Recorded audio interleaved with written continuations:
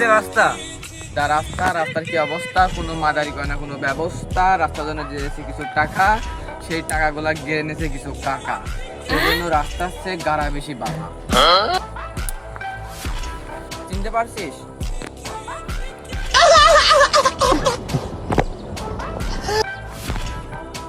ছোটবেলাতে এই মাঠে থাকতি, চিনিস বন্ধু? হ্যাঁ, চিনতে পেরেছি।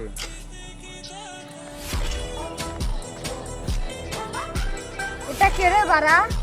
এটা বিদেশি বাড়া। হ্যাঁ বুঝতে পেরেছি বাড়া। ওকে।